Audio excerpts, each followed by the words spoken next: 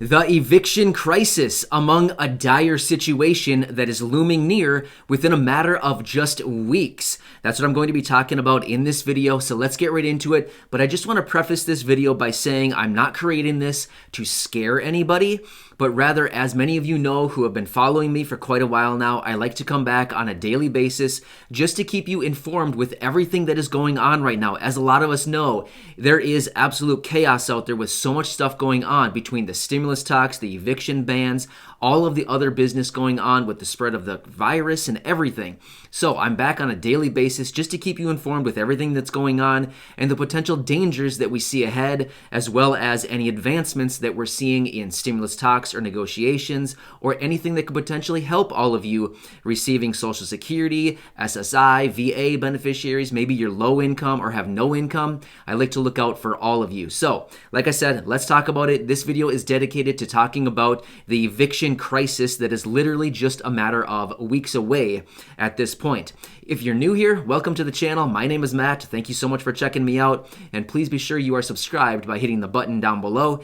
And if you are returning, welcome back.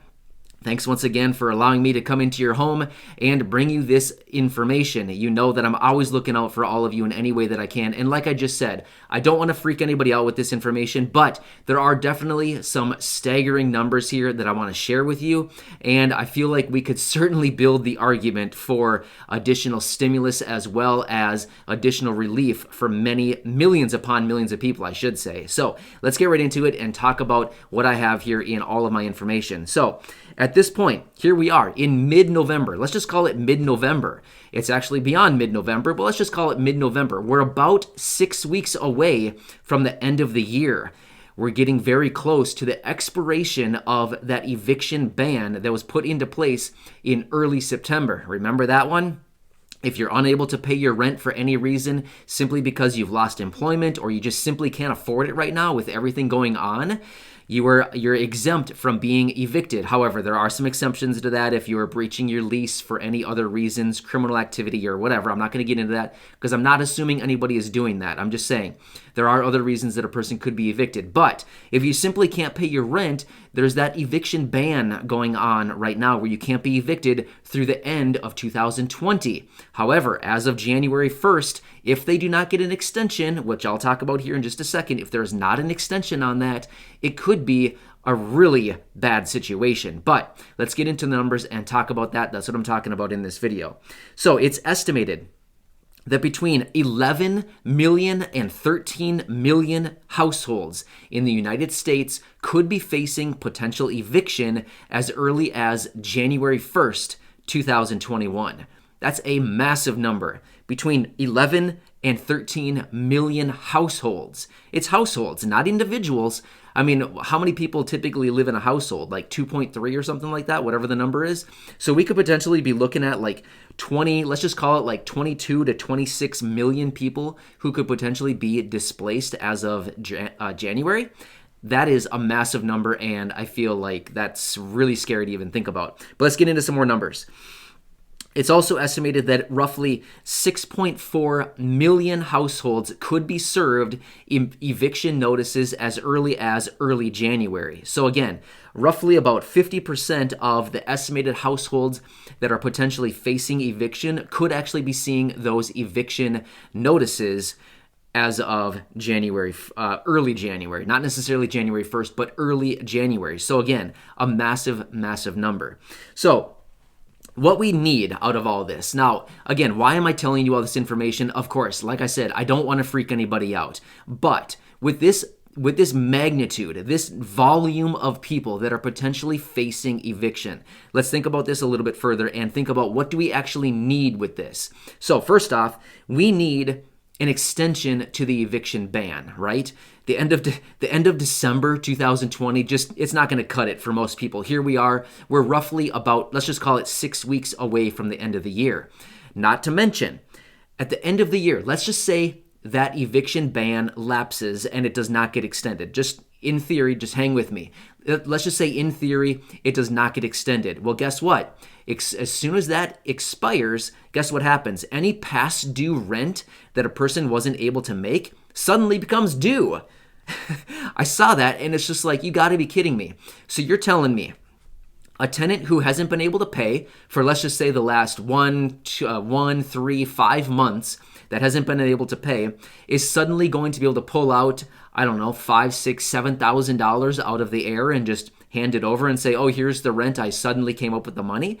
It simply doesn't make sense. So like I said, it simply does not make sense that when this eviction ban expires, that all of a sudden, all of these tenants that weren't able to pay for multiple months can all of a sudden just have the money. That doesn't make any sense at all. So just recognize that that's what's going to happen. However, here's one other thing that I want to mention to you is landlords who haven't been able to get, they haven't been paid rent. If you haven't been able to pay, again, I'm not saying anything. I totally get it. So many people cannot pay right now. But my point is, if you haven't been able to pay your rent and you're fearful that maybe your landlord is going to go after you with legal measures to try to collect that money, here's the deal. If you haven't been able to pay your rent for, let's just say, 1, 3, or 5 months, why would a landlord go after you if you haven't been able to pay? If they go after you with legal action, they won't be able to get anything. So for the amount of money that they would need to spend with legal expenses, attorneys, court costs, all this stuff to go after you for money that you simply don't have because you haven't been able to pay your rent, it wouldn't make sense to them. I mean, it wouldn't make any sense. They're not going to do it. So I'm not saying it's a good reason to not pay your rent, but my point is, if you're fearful that your landlord's going to go after you legally, highly doubt it. I highly, highly doubt it, because if you couldn't pay your rent, they're not going to go after you because simply there wouldn't be any money to get, is what I'm saying. So please don't take an insult to that at all. I'm just simply saying, don't worry about legal action. It's probably not going to happen. But anyway, so here's what we need. Number one, we need an extension to the eviction ban. That's number one.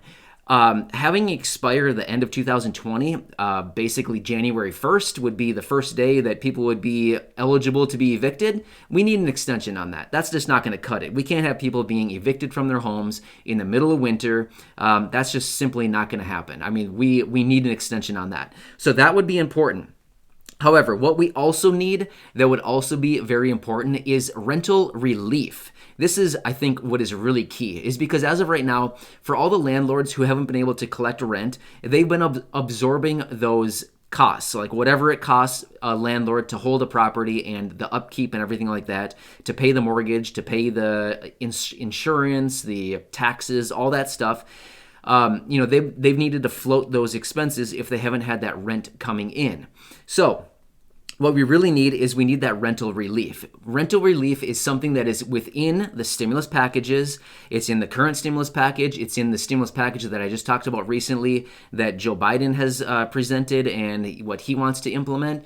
But simply what rental relief is it's basically saying for all the months that you haven't been able to pay as a tenant, let's just say it's $3,000, $5,000, whatever that amount is, basically they're just going to wipe that off the map, or they're just going to forgive it essentially. So whether the federal government comes in and compensates all of those landlords who haven't been able to collect that rent, or if they just wipe the slate clean and say, we're going to protect all the tenants from any past due rent, and landlords have no legal authority to go after those tenants to collect it. However they word it. Of course, we don't know how they're going to word it specifically because nothing has been passed quite yet, but however they word that, rental relief would be massive at this point because it would help out all the tenants who have all of that piled up rent that they owe, but yet, don't have the money to pay.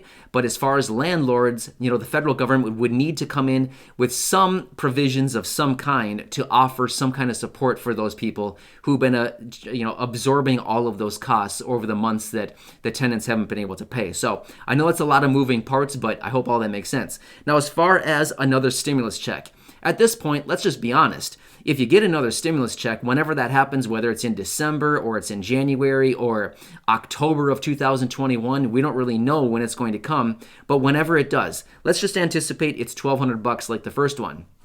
At this point, who's going to pay who's going to take their $1,200 and spend it on rent? I feel like at this point, most people are going to take that $1,200 and they're going to probably buy groceries, maybe pay off some past due utility bills so they can keep the lights and the heat on over the winter. It's probably going to be spent on these types of things versus rent, because at this point, let's just say you're past due on rent by, I don't know, $4,000, $5,000. Well, $1,200, I mean, yeah, it's going to chip away at it a little bit, but all of a sudden you throw that $1,200 at it and it's like, okay, it's gone and that's it. Whereas what's more important during this critical time? Probably keeping your utilities going, like your heat, going into winter, maybe putting food on the table because that's essential, as all of us know, keeping the lights on, things like this. So we could probably anticipate that next stimulus check is probably not going to go for rent since there's that eviction ban, which, you can't be evicted anyway. So, I mean, if you're already past due, what's the difference if you pile up another,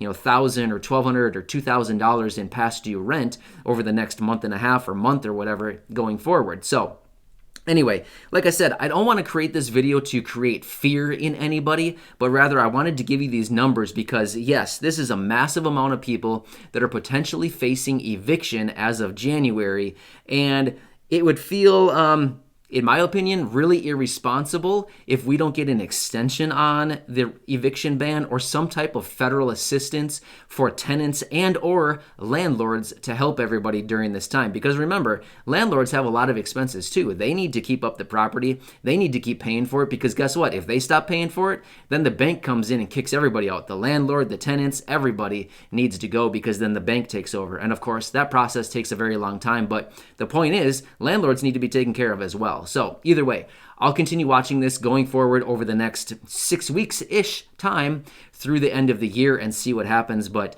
let's just hope that they come up with an extension because that would be a really bad situation to see everybody losing their homes as of January. So I hope you're doing really well, staying safe, and have a nice day out there. And I'll catch you again in the